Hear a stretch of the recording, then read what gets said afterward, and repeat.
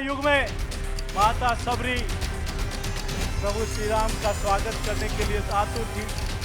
और आज जब संयुक्त सत्र की हम लोग बात करें, आदरणीय राष्ट्रपति महोदया जब संसद में प्रवेश कर रही थी, तब ऐसा लग रहा था कि उस समय त्रेता युग में सबरी माता प्रभु श्री राम का स्वागत कर रही थी।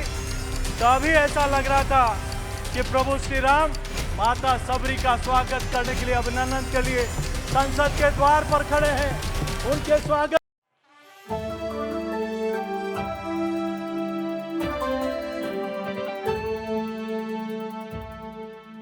नमस्कार, मेरा नाम है साजिब और आप देखना शुरू कर चुके हैं नेक्स्ट 9 न्यूज पॉलिटिकल बाइट। देखिए, लगातार भाजपा जो है वो कांग्रेस पर यह आरोप लगाती रही है कि वो हमारी देश की राष्ट्रपति द्रौपदी मुर्मू का अपमान करते हुए हैं।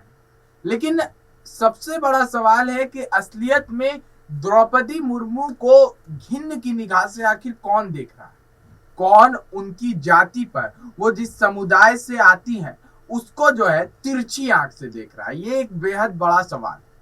देखिए, भाजपा ने एक बहुत बड़ी गलती कर दी है। जी हाँ, देखिए, भाजपा ने राष्ट्रपति द्रौपदी मुर्मू को जो है जिस तरीके से उनके ऊपर अभी बयान दिया है संसद में उसको लेकर के एक बार फिर से बवाल मच गया है। जी हाँ, बता दें आपको कि राजस्थान के चित्तौड़गढ़ से आने वाले सांसद सीपी जोशी ने राष्ट्रपति की जो भाषण था उस पर जो बयान दिया है उसमें एक बड़ी बात कह दी और राष्ट्रपति द्रौपदी मुर्मू की जो है जो तुलना की है वो सबरी माता से कर दी है।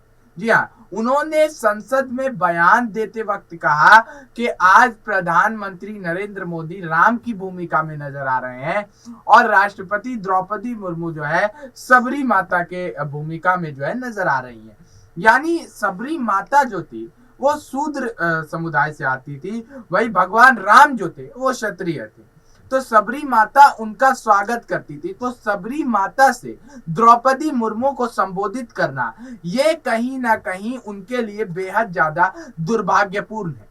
ये दर्शाता है कि भाजपा के दिमाग के अंदर अभी भी वही ओछी जाति समुदाय वाली राजनीति कहीं ना कहीं बन रही है और भाजपा कभी भी एक नीची जाति के व्यक्ति को इतने संवैधानिक पद पर एक्सेप्ट करने को तैयार नहीं है। वो हमेशा इस चीज को लेकर के उन्हें नीचा दिखाते ही रहेंगे और भाजपा की रणनीति जिस तरीके से थी वो साफ तौर पर दर्शा रही है कि द्रौपदी मुर्मू को देश के सर्वोच्च पद राष्ट्रपति पद पर बैठाना कहीं ना कहीं जो है भाजपा की 2024 को लेकर के एक बड़ी चाल है, जो यहाँ पर आदिवासियों के वोट बैंक को अपनी तरफ लुभाने के लिए खेला गया था। संसद में क्या कुछ कहा है चित्तौड़गढ़ के सांसद सीपी जोशी ने, वो आपको सुनना चाहिए। एक बार सुनिए उनका बयान।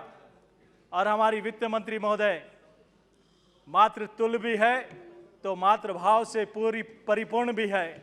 उनका जब संबोधन हम सब लोगों ने सुना और देश के प्रधानमंत्री एक सामान्य नागरिक से प्रधानमंत्री तक अपने आप को शासक नहीं एक प्रधान सेवक के रूप में मानकर अपने को गर्व की अनुभूति करते हैं, तब यह लगता है कि मातृभूमि से मातृभाव से है कोई व्यक्ति जो इस भारत माता की सेवा के लिए संलग्न है। किसी ने कहा नरेंद्रनाथ दत्त से नरेंद्र दामोदर दास मोदी तक, नरेंद्र से लेकर नरेंद्र तक कहा था उठो जागो और तब तक मत रुको जब तक अपने लक्ष्य की प्राप्ति मत कर लो। और दूसरे नरेंद्र निकल पड़े हैं चरैवती के सिद्धांत को आत्मसात करते हुए साहसिक निर्णय के साथ, दृढ़ इच्छा शक्ति के साथ इस भारत माता को परम वैभव पर पहुंचाने के लिए, गरीब को गणेश मानकर काम करने के लिए जब संयुक्त सत्र में हमने देखा है त्रेता युग में माता सबरी प्रभु श्री राम का स्वागत करने के लिए आतुर थी।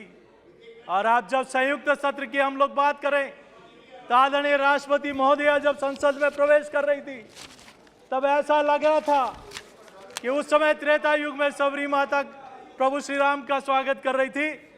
तभी ऐसा लग रहा था कि प्रभु श्री राम माता सबरी का स्वागत करने के लिए, अभिनंदन के लिए संसद के द्वार पर खड़े हैं। उनके स्वागत तो सुना आपने, देखा कि किस तरीके से सबरी माता से भगवान राम और सबरी माता की तुलना जो है प्रधानमंत्री नरेंद्र मोदी और द्रौपदी मुर्मू से करते हुए सीपी जोशी नजर आ रहे हैं। इस पर आपकी राय क्या है, कमेंट करके अवश्य बताइए। तब तक के लिए बने रहिए और देखते रहिए नेक्स्ट 9 न्यूज़ पॉलिटिकल।